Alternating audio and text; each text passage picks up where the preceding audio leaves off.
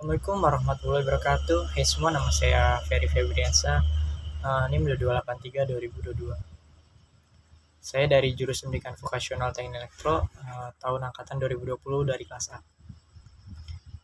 Di sini saya akan menjelaskan atau menjawab dari UTS Dasar Sistem Kendali ini.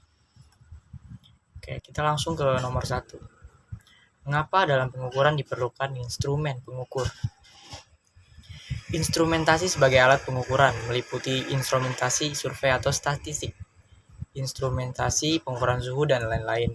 Contoh dari instrumentasi ini sebagai alat analisis banyak dijumpai di bidang kimia, misalnya pH meter, kondukmeter, turbidimeter, dan lain-lain sebagainya. Sementara itu, contoh instrumentasi sebagai alat kendali banyak ditemukan di dalam bidang elektronika, industri, dan pabrik-pabrik.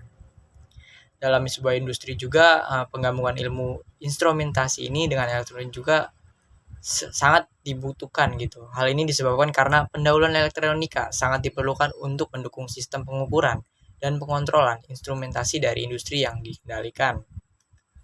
Kita langsung ke nomor 2. Gambarkan diagram sistem pengendalian temperatur dari suatu setrika otomatis dan jelaskan. Ya. Sebelumnya saya akan menjelaskan dulu. Setrika listrik otomatis sebagai masukan ke sistem adalah suhu acuan yang diset secara tepat oleh termostat. Outputnya adalah suhu yang dihasilkan sebenarnya, dan sinyal feedbacknya adalah suhu yang dianggap tidak sesuai dengan acuan termostatnya. Di sini kita bisa lihat itu. Di sini ada dari feedbacknya itu pertama dari saklar temperatur ke elemen pemanas, lalu masuk ke setrika. Sebelum masuk ke elemen feedback ini, tegangan listrik dimasukkan di loadnya itu. Oke, setelah setrika yaitu masuk ke temperatur panas dan di feedback lagi itu.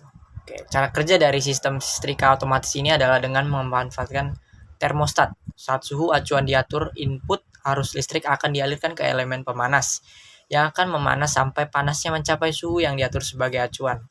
Setelah suhu keluaran mencapai suhu acuan, akan ada sinyal umpan balik ke saklar temperatur yang nantinya akan memutuskan aliran listrik ke elemen pemanas agar suhu yang dihasilkan tidak melebihi suhu acuan.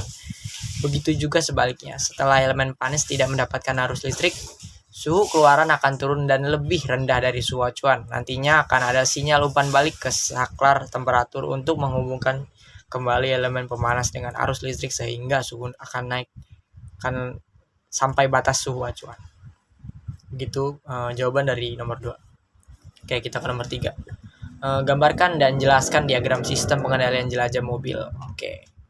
Di sini. Jadi di sini ada gambarnya, ada aktuator, kaburutator, dan masuk ke mesin dan beban.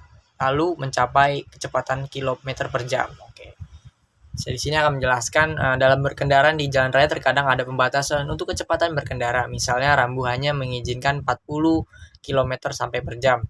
Dengan adanya rambu tersebut, setiap pengendara harus mematuhi dengan cara memelihara supaya kecepatan kendaraan ini berkisar pada angka tersebut. Sebagai alat untuk memonitor biasanya dipasang speedometer, dan acuannya adalah kecepatan 4 km sampai per jam. Apabila terjadi penyimpangan antara yang tererat pada speedometer terhadap kenyataannya kecepatan kendaraan, maka pengendaraan senantiasa berusaha untuk melakukan pengendalian larinya kendaraan dengan menambah atau mengurangi kecepatan putaran mesin. Proses yang dilakukan pengendara tersebut secara tidak langsung mengisinergikan beberapa komponen yang mempengaruhi sistem kendali jelajah kendaraan. Oke, begitu dari nomor 3. Oke, sekarang nomor 4. Jelaskan sistem pengendalian yang terdapat di karburator motor atau mobil. Oke, di sini saya akan menjelaskan karburator motor. Di sini sudah terlihat gambarnya ya dari atas ini. Dari throttle stop screw spring, jet needle, throttle valve, needle jet, pilot outlet, pilot air screw, pilot jet, main air, pilot air, dan blood air jet, needle valve. Oke, dasar kerja karburator ini mirip dengan semprotan nyamuk, mengubah cairan menjadi bentuk kabut bentuk kabut dengan mengandalkan kevakuman ketika piston bergerak turun pada langkah isap. Karburator mulai bekerja sejak mesin dihidupkan. Ketika jantung pacu menyala, maka akan menghisap udara melalui komponen itu. Udara tersebut kemudian berfungsi dan menyatu dengan bahan bakar minyak BBM menjadi gas atau kabut bensin. Nah gitu. Gas tersebut yang disemprotkan akan ke silinder untuk dibakar dan menghasilkan ledakan yang kemudian dikonversi menjadi tenaga. Banyak atau sedikitnya gas ini disemprotkan tersebut tergantung dari bukaan gas itu sendiri. Oke, kita ke nomor 5. Berikan contoh dan penjelasan tentang aplikasi teknik kendali di dunia industri sistem kontrol digital. Oke, saya akan menjelaskan yang menjawab. Salah satu contoh nih, alat pendistribusian barang adalah AGV, Automated Guided Vehicle. AGV ini merupakan suatu kendaraan yang dikendalikan secara otomatis dengan menggunakan sistem navigasi dengan pengendalian pola gerakan menuju tempat yang dituju dengan AGV. Manusia akan semakin dimudahkan dalam hal pemindahan barang dari satu tempat ke tempat lainnya. Di sini kita bisa lihat gambarnya itu seperti di sini kayak kotak panjang gitu ya. Di sini jadi kayak mobil-mobil yang biasa buat ngangkut barang gitu.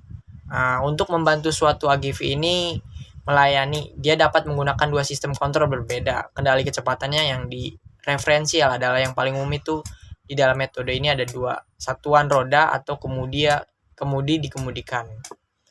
Jadi di dalam metode ini ada dua gitu ya, satuan roda atau dikemudikan. Masing-masing menetapkan dihubungkan untuk suatu pengarah umum, melatih. Kereta pengarah ini bermaksud kecepatan berbeda dalam rangka berbalik atau kecepatan sama mengizinkan AGV itu untuk tampil ke depan dan atau memutar kembali. Oke. Demikian ya jawaban UTS dari itu demikian jawaban UTS dari saya. Kurang lebihnya mohon maaf. Wassalamualaikum warahmatullahi wabarakatuh.